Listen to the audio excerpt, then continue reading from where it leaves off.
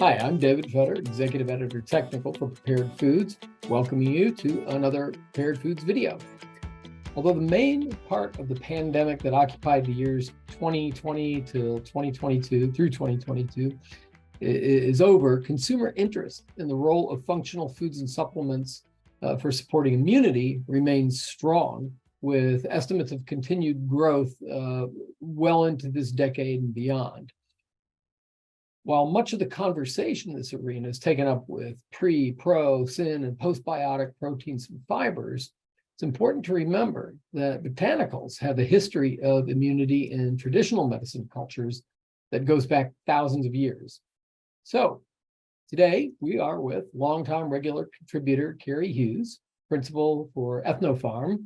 She's an ethnobotanist, herbalist, and author with a 20-year record of success in natural product development. EthnoPharm specializes in global natural product development and education and innovative product formulation and nexus of market opportunity identification. Sorry, Kerry. But welcome back, Kerry, and start us out. Just how important are botanicals for promoting immunity in us? Hi, David. Thanks for having me back. Yeah, before I dive into this immunity topic and herbals, actually, let's kind of like zoom out and have you ever wondered if plants have an immune system? I haven't thought of it from that angle, but it does make sense. So how do plant immune systems help them work for us in immunity? Yeah, well, so they don't have an immune system like we have an immune system, but they certainly have a system for defense. So yes, in a way, it is an immune system, or you could just think of it as plant defense mechanisms. But I'd like to even zoom out even more and say that, a lot of us are used to eating food, right? Those are plants I hope a so. lot of times. Yeah, fruits and veggies. When we think about food, the kind of the old nutrition way of thinking about food is to think of like carbohydrates and fats and proteins. And these are all, when we look at a plant, these are all things that are kind of involved in what is called the primary metabolism of the plant. But there's this other metabolism called the secondary metabolism of the plant, or secondary metabolites, which are these other chemical compounds, which at first we were like, well, why are they there? They're not used for any of these, regular metabolism functions of growth and energy and, those kind of processes that the plant, we would think to survive. But actually they are used more for plant defense. So if you think of like essential oils or alkaloids, Yes. flavonoids, and they work in various ways, just like our immune system has various components that have also very specialized functions.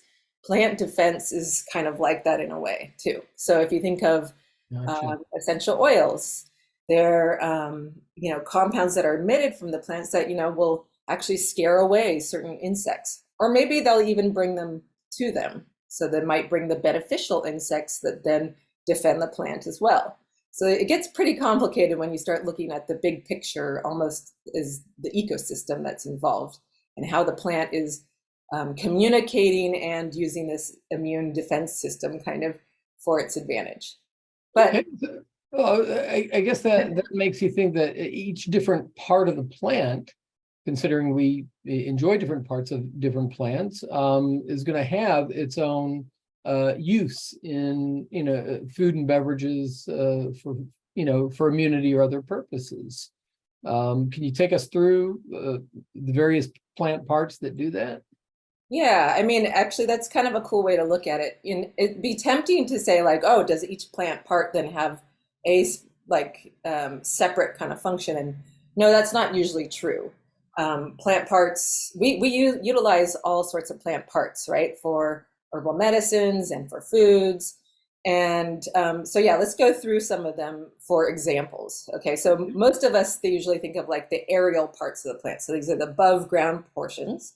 And normally we think of leaves, right? So we make a lot of herbal medicines with leaves. So One of the first examples today that I wanted to talk about was I chose because it is an adaptogen, and Oh, that is holy basil. okay. Also, Real quick, explain what an adaptogen is.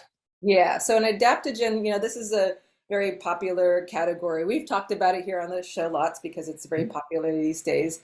And it's popular for the reason that, we just can't get it through our heads that stress is so bad for us. You And think? exactly. And, no matter how many clinical studies come out and how much the doctors warn us about the dangers of stress and how it just really makes everything worse, that, we just, our society keeps going on and we have this kind of chronic stress. And well, so adaptogens are popular because there's kind of this herbal category that, it existed before, we really in the Western world had an idea of what that means. But they're basically these certain plants that are really versatile and they're used for helping the mind and the body to adapt to stress. Okay. And so where does holy basil fit in with that? And by the way, is it related to the basil that we would have in any kind of a Thai dish, an Italian dish? Is it related to that basil? Yes, so it's in the same genus, but it is a different species. And it's also got the common name Tulsi. So this one's Ocimum tenuifolium. Folium? Oh, no, florum, sorry. Ocimum tenuiflorum. And this is actually a very important plant in Ayurvedic traditional medicine and other traditional medicine systems. And it is really truly one of these herbal medicines that's also a food and is really also exemplary for being used in a way that kind of is overall lifestyle benefits. So stress relieving, mood, that kind of thing, and has been having some clinical confirmation of these things as well. So okay. Let's think of a plant root or root or a rhizome that would do something similar to holy basil. Yeah, actually, before we move on, sorry, I Yeah. wanted to just really point out that I chose this plant because of its stress relieving properties that a lot of times we in the Western world we want to think of like one kind of uh, like thing that is like treats the symptom for another thing or something like that, like it has one-to-one kind of thing.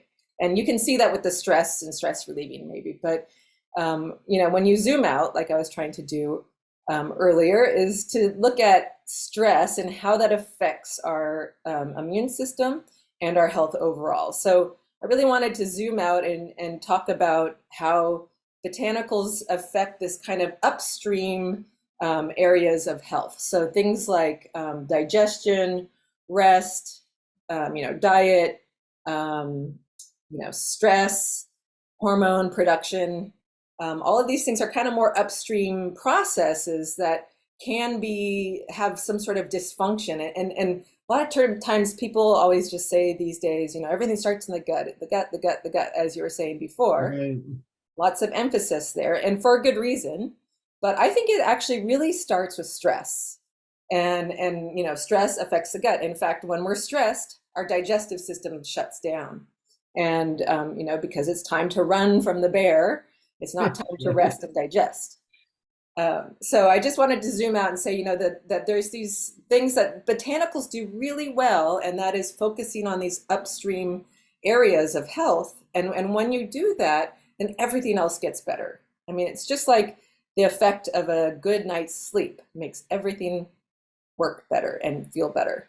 You're right. That is a point that is very often left out of the discussion of immunity, and then further down left out of the discussion of immunity as it relates to what we eat, what we ingest, and I think it's a very critical thing to bring up. So thanks. So let's see, where were we? Holy basil leaves. Let's jump into some roots and rhizomes that are similar that we can use to relieve stress, and also, let that come down toward helping us with immunity. Yeah. All right. So I'm going to give you actually a few roots, rhizomes kind of thing. So first of all, difference between a root and a rhizome. Rhizomes are these underground structures that kind of look like roots, but they're actually underground stems. So they can kind of creep along the underground and then shoot up another, like what we would think of the stem, the upper aerial portion of the plant. So ginger, turmeric, galangal, all of those have that kind of structure that like looks like a ginger root, right? But then there's the more traditional roots, like what my first example would be marshmallow root. Marshmallow root. Yeah, Okay. in fact, this is actually where marshmallows came from originally. Really? I knew that marshmallow was the name of a plant, but I didn't know it had any connection with, the things we eat on graham Confection. crackers with chocolate at a campfire. Yeah, the confection. Yeah. Yeah, yeah. Well, I wish a food company out there would make some real marshmallows. That would be great. Oh, anybody listening out there, we Yeah, need real marshmallows. exactly. Uh, So, yeah, so anyways, what is marshmallow root and how does it help us? And yeah, hit us with it. yep. So again, here's, actually these three examples are again looking at these upstream areas of health. And I mean, I think it's best to look at it that way. And with marshmallow, so marshmallow has it's a component in it, these kind of polysaccharide type compounds that are mucilaginous. And so these are just like gel forming compounds that when there's water added, it kind of forms like these slippery, like gel type structure. And so, it's been used for a long, long, long time. And not only marshmallow root, but others that have a similar kind of component. So slippery elm, aloe vera, all these slippery plants that, when used internally, have a very soothing effect on the digestive system. Okay. And I mean, you can kind of just imagine that, right? That it would be soothing because of the slippery nature. But when you think of the actual anatomy of the digestive system, it makes more sense because so the digestive system, if you look at it in really simplistic view, is a hollow tube that goes from our mouth all the way to the anus, right?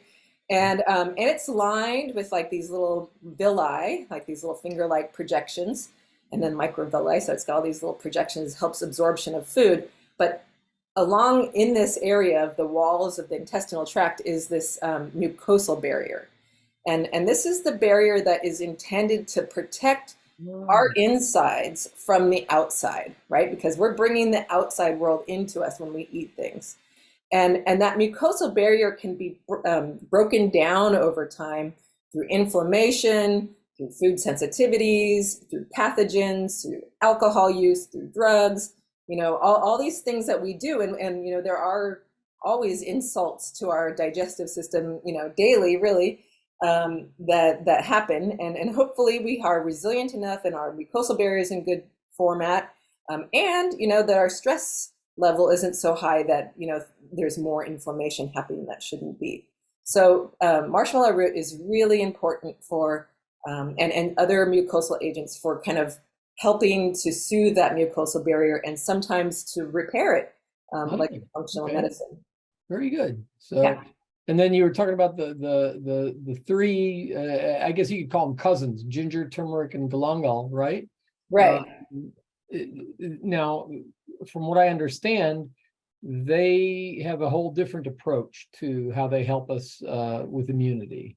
Am I right? I mean, from a biochemical point of view. Yes. So they're all also related. They're in the same plant family. Yes. So ginger, turmeric, and galangal. So these are actually very similar looking plants. They're in the same plant family, so they're related. But they do have various differences in their actions or in their uses as far as we understand them so far.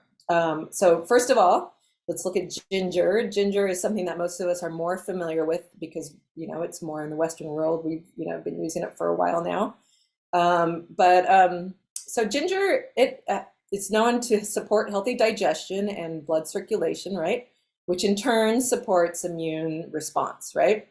But there's also some new preclinical work happening that shows that there might be some more specific things it does for preventing like autoimmunity even, and Oh, okay. like breaking the autoimmune, like the auto antibody cycles. So we still really don't know exactly, but it definitely does have an effect on the digestion, and it's got a long term, long tradition of use for digestion. I'm seeing it used a lot now. I mean, it's great flavor, right? Right. Yeah. But it also is used for it really does interact with that gut-brain axis and the signaling compounds in the gut. And so there's, motility agents, prokinetic type agents that are from herbs that are ginger-based and help kind of Mhm. reestablish the, healthy motility through the gut, which helps detoxification at the same time. There's also some new preclinical work showing with ginger that there might be some more specific things it does, like in the case of autoimmunity. And actually, there's a big tie in there between autoimmunity and gut health. But I won't go into that. But Yeah. what we are finding out in this preclinical work, and we don't know how it applies to us yet, but is that ginger is helping to break this cycle of auto antibody production, basically, so that Oh, okay. when immune responses mounted against ourselves, basically. Um, But it's also, if I remember right, doesn't it also have antimicrobial properties? yes, there are some antimicrobial properties as well. It's always funny because you have to be careful when you see, in the scientific literature that there's antimicrobial properties. Almost all the spices have them. But how do you apply that? And what extracts do you use? Or, how can you make that one-to-one kind of relationship, basically, when you're talking antimicrobial? But certainly more concentrated plant extracts that are known to be antimicrobial are being utilized that way sometimes, but not normally in foods unless they're used as a preservative or something. Oh, really? Oh, okay. Because what it brings to mind, I know this is well, it's not off subject, but cloves, cinnamon, cardamom, um, from what I understand for from Ayurvedic tradition and other traditional medicines, um, are used in foods precisely to kill any harmful bacteria. Uh, is that overblown, or is that is that a legitimate level of antimicrobial activity that they have? It's absolutely legitimate. It's just you have to look at what kind of extract, or if you're going to make a claim or use it specifically for something like Ah, that. So okay, I got for you. I got you. example, we use a lot of spices like rosemary. So rosemary, which has rosmarinic acid, very well known and widely used preservative for foods. And so a lot of spices have these preservatives, which are also antimicrobial.